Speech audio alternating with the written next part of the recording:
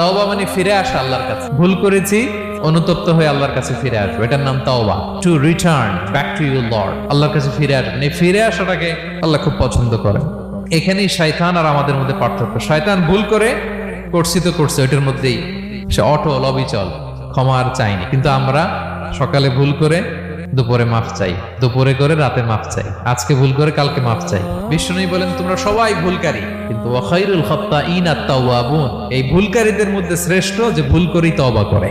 আমার প্রিয় ভাইয়েরা, এই তওবার দৃশ্যটা দেখতে আল্লাহ বড্ড পছন্দ করে। বান্দা যখন ভুল বুঝতে পারে, মাথাটা নিচু করে চোখের পানি ছেড়ে বান্দা যখন কাঁদতে শুরু করে, এই দৃশ্যটা দেখলে আল্লাহ সহ্য করতে পারে না। আল্লাহর রহমতের দরিয়ায় জোশ খেলে যায়, বান্দা যা চায় আল্লাহ তাই দিয়ে দেয়। তখন চোখের পানির এত বড় পাওয়ার।